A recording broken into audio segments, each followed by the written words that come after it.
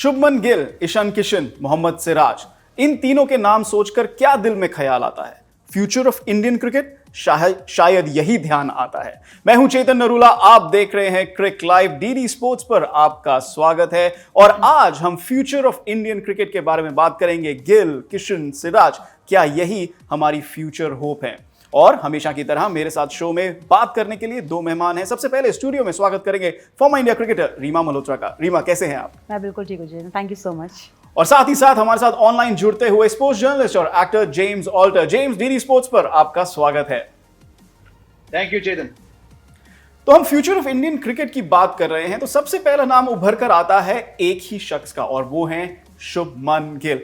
भैया, क्या रन बनाते हैं, क्या शॉट्स खेलते हैं। आईपीएल हो, अंतरराष्ट्रीय क्रिकेट हो, टेस्ट मैच हो, ओडीआई हो, टी20 हो, रन बने ही जा रहे हैं, बने ही जा रहे हैं, बने ही जा रहे हैं। और हमारी उम्मीद यही रहेगी कि रुके ना। रीमा, इनकी फैन भी हो गई होंगी आप अब तक। बिल्कुल, देखिए जब शुभमन गिल की बात आती है, आप पूछते हैं क्या नाम समझ में आता है, क्लास समझ में आती है। वो कंप्लीट पैकेज है, जो कहते हैं ना, जब एक बड़ा नाम अपने करियर के एंड में होता है तो फिर एक बड़ा नाम पैदा होता है, पहचान बनाता है। जब सचिन तेंदुलकर का करियर ऑलमोस्ट खत्म होने के कगार पे था, तब विराट कोहली का नाम आया। अब विराट कोहली के बाद अगर आप किसी की तरफ देखते हैं, वो क्लास देखते हैं, वो एग्रेशन देखते हैं, वो टेक्निक, टेम्परामेंट, वो डिसिप्लिन देखते हैं, तो मुझे वो शुभमन गिल में नजर आता है। मैं जैसे कि आपने कहा, आईपीएल में 4 मैचेस में 3 सेंचुरी उनके नाम। उससे पहले जब वो 90s में थे तो उन्होंने कहा कि मेरे पास अभी मैचेस है, मैं सेंचुरी बना दूंगा।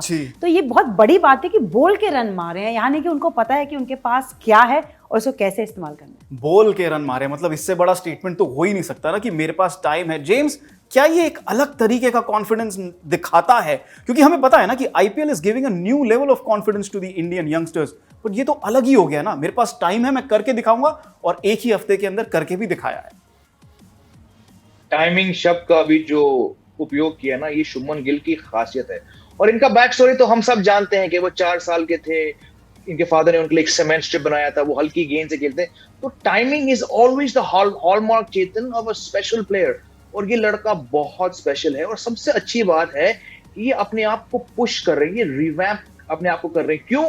क्योंकि इनका फॉर्चून था कि वो रोहित शर्मा, विराट कोहली, इनके साथ ड्रेसिंग रूम शेयर करके, सूर्य कुमार यादव के साथ ड्रेसिंग रूम शेयर करके इन्होंने देखा कि भाई मैं कहां पे हूं, मैं शायद इनके आसपास कभी नहीं जा पाऊंगा, लेकिन मैं क्या कर सकता हूं अपने गेम को इस प्रेशर सिचुएशन में, 3 फॉर्मेट प्लेयर होके मैं अपने आप को रिवैम्प कैसे कर सकूं। और इसीलिए इस बार जो आईपीएल में कुछ 34-35 उन्होंने छक्के लगाए थे। पिछले 2 सीजन में इनके छक्के बहुत कम थे, चौके पे ज्यादा निर्भर थे ये। तो जिस तरह से उन्होंने अडेप्ट किया, इट जस्ट सेज कि ये लड़का 10-12 साल के लिए आराम से देश के लिए खेलेगा। And we are all so fortunate to get a chance to watch Shubman Gill do what he does here.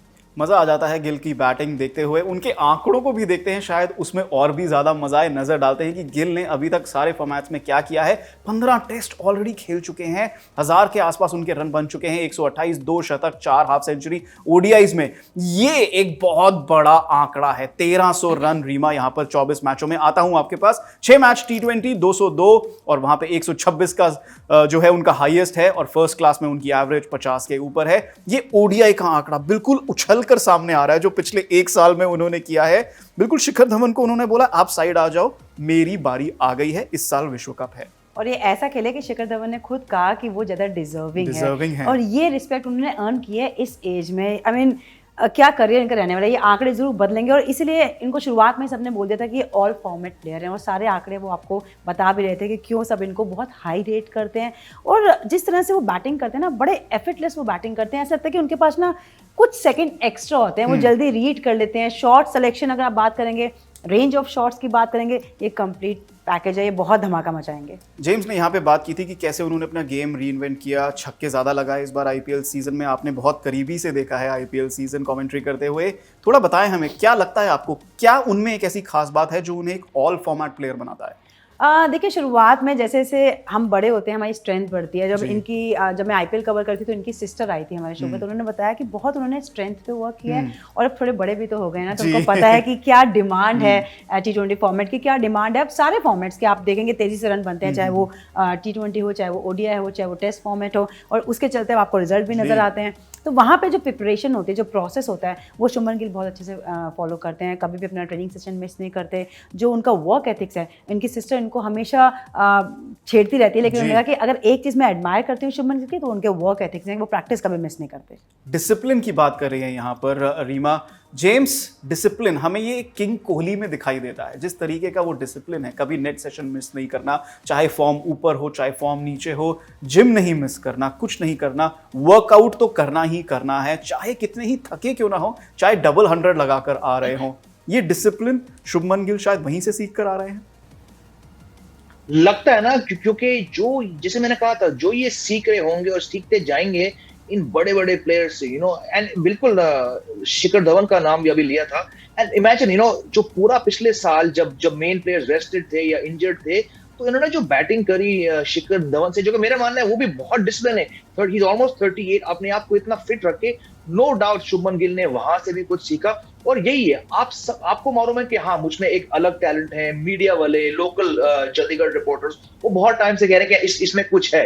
The ability, Chetan, to shut that out and to still be doing things that he's doing ना, इसीलिए ये special player है। देखो, special player बहुत आ चुके हैं पिछले 20 सालों में, इसमें वो एक्स्ट्रा फैक्टर क्यों है? जस्ट व्हाट यू सेड, वो discipline, to be active on social media, to do, मेरे ख्याल से वो कुछ स्पाइडरमैन की डबिंग भी कर रहे हैं हिंदी, इस सब के बावजूद कंसिस्टेंसी दिखाना, क्योंकि ये वो चीज है जो बहुत, इनसे भी ज्यादा टैलेंटेड प्लेयर को भटक के रास्ते से वो निकल चुके हैं।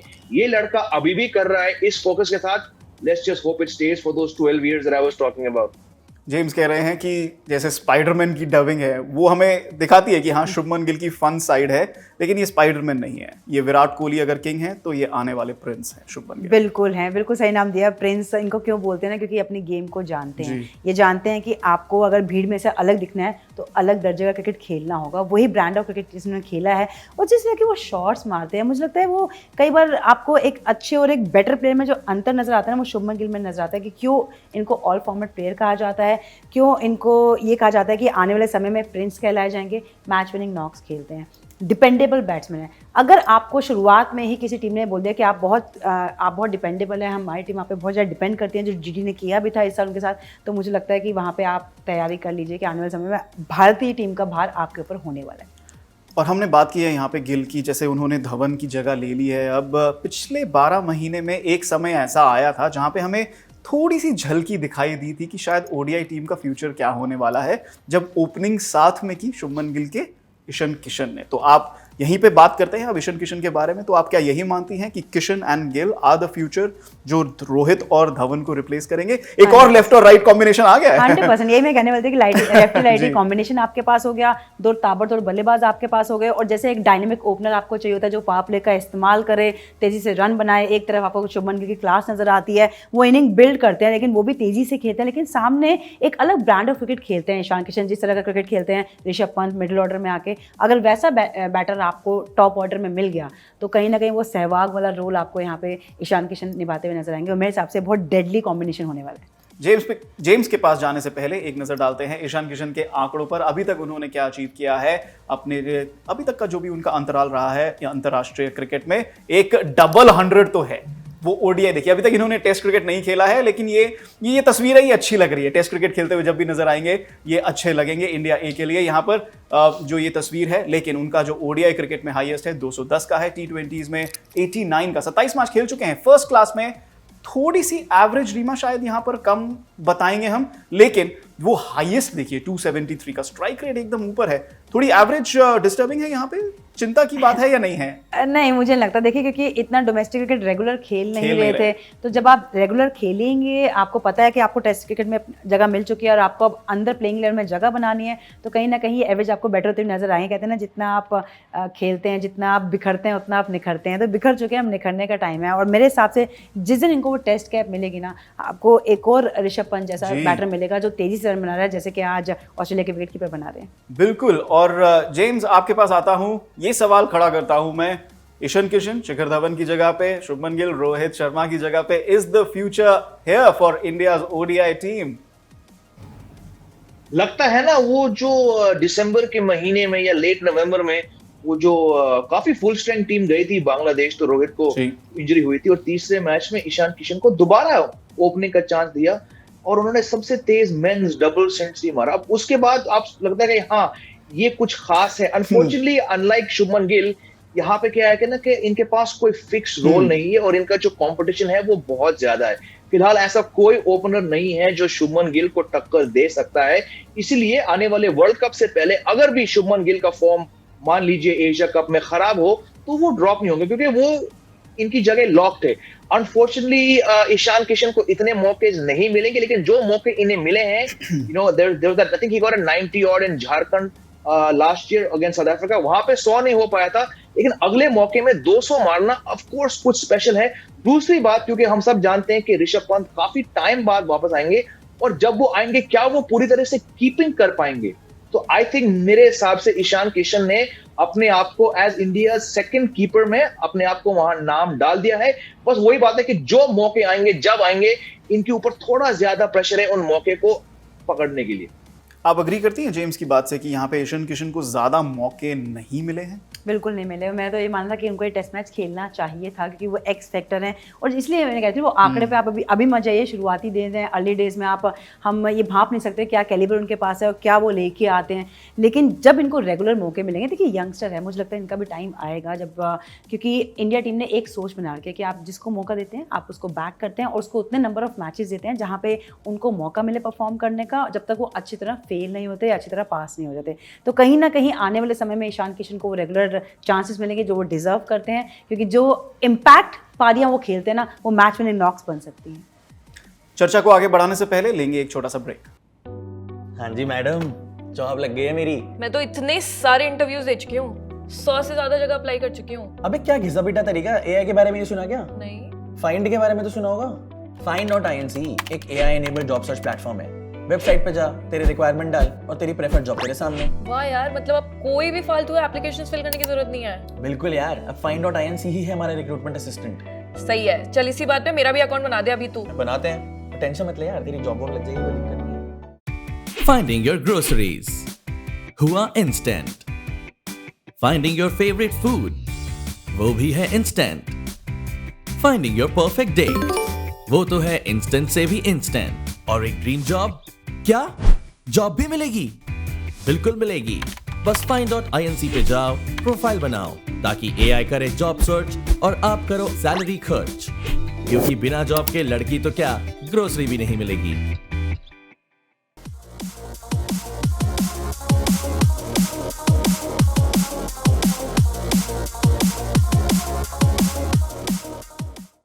स्वागत है एक बार फिर से आपका क्रिक लाइव पर। हम चर्चा कर रहे हैं फ्यूचर ऑफ इंडियन क्रिकेट के बारे में। हमने बात की शुभमन गिल की, हमने बात की ईशान किशन की। ईशान किशन के बारे में ही रीमा मल्होत्रा से और सवाल पूछते हैं। आपने कहा कि उनको इतनी ज़्यादा अपॉर्चुनिटीज़ नहीं मिली। जेम्स ने कहा कि ये एक खिलाड़ी है जो एक मल्टीपल रोल निभा सकता है, और आप इनको एक ऋषभ पंत के रोल में भी देख रही हैं फ्यूचर में जाते हुए। तो क्या ये हो सकता है कि वो ये फिक्स ना कर पाएं कि मैं टॉप ऑर्डर का बल्लेबाज हूँ या मिडिल ऑर्डर का हूँ, उनको सारे रोल्स निभाने पड़ेंगे? और यहाँ पे थिंक टैंक का काम शुरू हो जाता है कि आपको ईशान किशन किस रोल में चाहिए, क्या भूमिका वो निभा सकते हैं उस टीम में, और आपके कॉम्बिनेशन में कहाँ फिट बैठते हैं। वो मैसेज आपको प्लेयर को क्लियर करवाना पड़ता है कि आपको ईशान किशन से क्या चाहिए, एज एन ओपनर चाहिए या एज अ फिनिशर चाहिए, मिडिल ऑर्डर बैट चाहिए जो बीच में जाके स्पिनर्स के तरफ रन बनाए। तो कहीं ना कहीं मेरी सोच तो ये कहती है कि आप ऐसे खिलाड़ी को ऊपर रखिए, आप एज एन ओपनर खिलाइए, क्योंकि वहाँ पे लंबी जो 30-40 की पारियां नहीं, वो आपको 60-70-80 या फिर फास्टेस्ट 100 की पारी दे सकते हैं। तो आप कम से क्यों खुश होना चाहते हैं? आप ज़्यादा लीजिए, ईशान किशन वो दे सकते हैं, वो दे सकते हैं। यहाँ पर हम चर्चा कर चुके हैं एक बल्लेबाज की, एक कीपर बल्लेबाज की, तो चलिए एक गेंदबाज की भी चर्चा करते हैं, और वो हैं मोहम्मद सिराज। मियां क्या गेंदबाजी करते हैं। सारे फॉर्मेट खेल चुके हैं भारत के लिए, 18 टेस्ट, ओडीआई 24, T20 जो है उन्होंने 8 खेले हैं, और फर्स्ट क्लास 58। और देखिए विकेटें, धड़ाधड़ विकेटें भी निकालते हैं। टेस्ट मैच में देखिए उनकी एवरेज बहुत अच्छी है, मेरे ख्याल से जो शुरुआती दौर है, लेकिन जो ओडीआईज हैं, जो एवरेज वहां पर दिखा रही है रीमा, और इकोनॉमी 4.78 की, और इस बार आईपीएल आप जैसे आपने कवर किया है तो उन काफी इंप्रूवमेंट देखी है उनकी वाइड बॉल जो गेंदबाजी है, उसके बारे में क्या?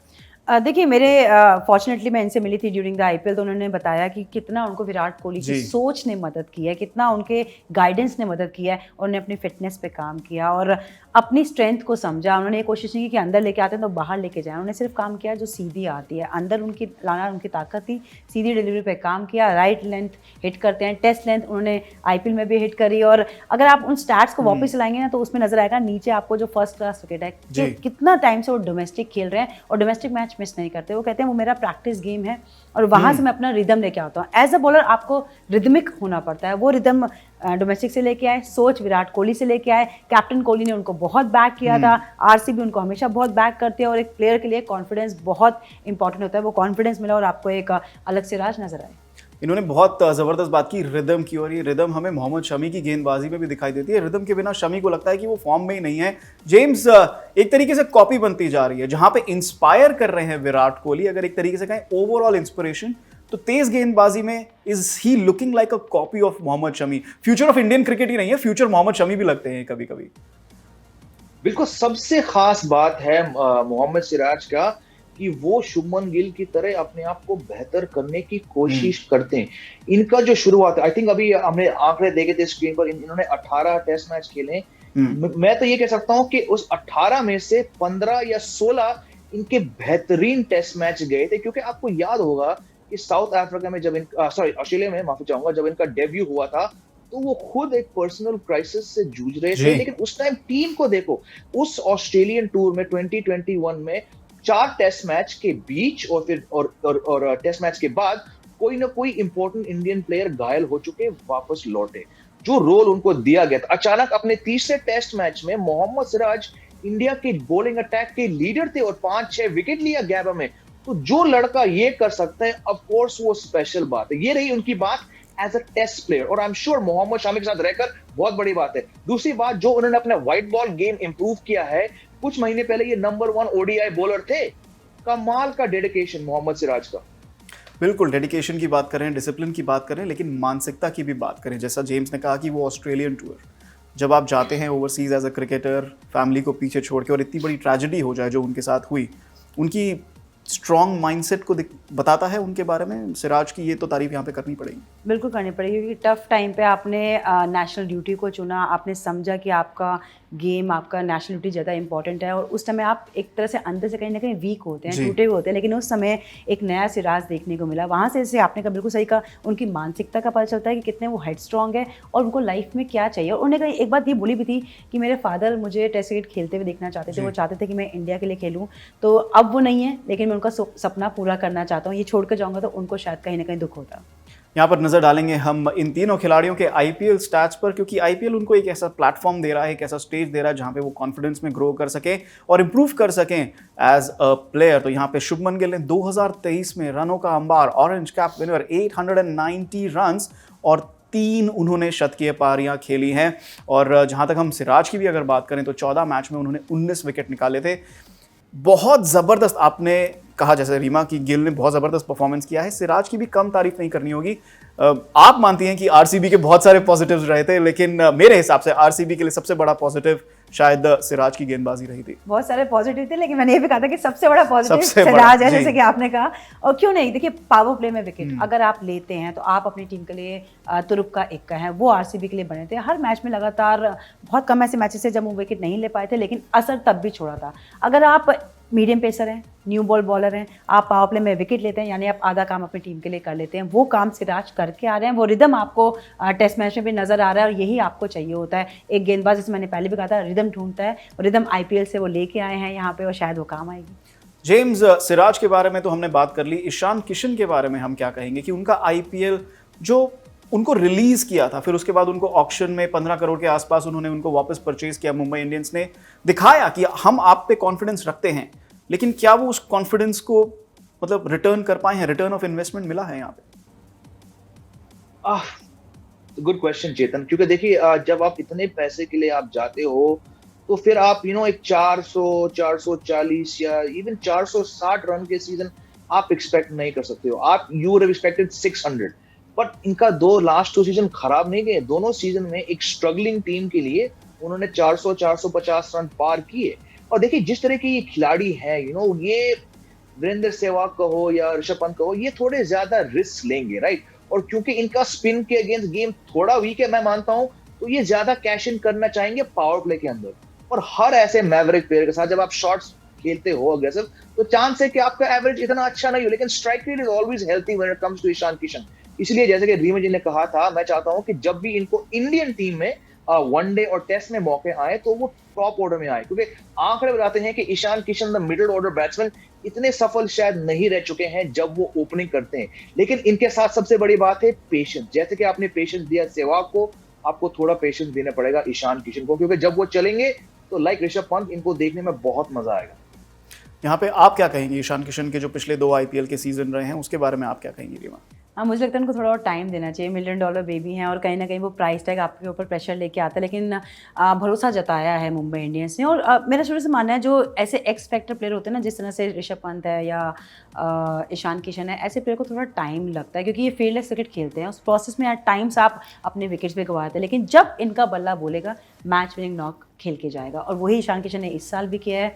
थोड़ा लेट फॉर्म में आए लेकिन आए। और ऐसे प्लेयर से आप ये करेंगे, आप ये नहीं कहेंगे 10 में से 10 मैच जिताएंगे आईपीएल के, लेकिन 10 में से आपको 5 मैच भी जिता गए तो आपका काम पूरा हो जाएगा। जेमी, जल्दी से, क्या यही है 3 प्लेयर्स जो फ्यूचर ऑफ इंडियन क्रिकेट हैं? क्या यही बैकबोन बनाने वाले हैं आने वाली भारतीय टीम की? लगता है ना इनके परफॉर्मेंसेस पर, बस वही है कि जहां पे शुभमन गिल ने अपनी जगह कायम की है और मोहम्मद सिराज ने ऑलमोस्ट तीनों फॉर्मेट में अपनी जगह कायम की है, ईशान किशन ने वो नहीं किया। लेकिन जिस तरह से परफॉर्मेंस वो दे रहे हैं, वो दिन ज्यादा दूर नहीं है जब वो भी टेस्ट क्रिकेट खेलेंगे। बस वो ये कि मोहम्मद सिराज 29 के हैं, तो उनके पास थोड़ा कम समय है, और क्योंकि वो फास्ट बॉलर हैं, शायद वो तीनों फॉर्मेट्स इतना लंबा नहीं खेल पाएंगे जितने के बाकी दो। But definitely over the past 2 years, all 3 have been exceptionally impressive for me. Sports journalist and actor James Alter हमारे साथ जुड़ने के लिए बहुत बहुत धन्यवाद। रीमा, जाने से पहले एक ग्राफिक यहाँ पर और भी डलता है। ये आंकड़े देखने बनते हैं कि अभी तक इन्होंने ओवरसीज में क्या किया है इन तीनों खिलाड़ी ने, क्योंकि ओवरसीज क्रिकेट दर्शाता है कि इनमें कितना, कह सकते हैं ना, कि कितना जज्बा है, कितना पैशन है और कितना टैलेंट और एबिलिटी है कि आगे ये सक्सीड कर पाए। क्या कहेंगी रीमा? देखिए, मुझे लगता है ये अब तैयार हैं। ओवरसीज़ के इनके आंकड़े ठीक ठाक दिखा रहे हैं। शुभमन गिल के अच्छे हैं, सिराज के अच्छे हैं, ईशान किशन और बेहतर कर सकते हैं, लेकिन वो तब होगा जब आप उनको रेगुलर चांसेस देंगे। और आपको डिफरेंट कंडीशंस में खेलने वाले प्लेयर अगर मिल गए तो मैं फिर से कहूँगी फ्यूचर ब्राइट है इंडिया का। जाने से पहले वही सवाल आपसे भी कि यही है backbone future of Indian cricket? 100%। Reema Malhotra हमारे साथ जुड़ती हुई, फॉर्मर इंडिया क्रिकेटर, बहुत धन्यवाद हमारे साथ जुड़ने के लिए। तो हमारे दोनों मेहमानों ने ये कह दिया है, चाहे मोहम्मद सिराज हो, चाहे ईशान किशन हो, चाहे शुभमन गिल हो, यही है फ्यूचर भारतीय क्रिकेट का।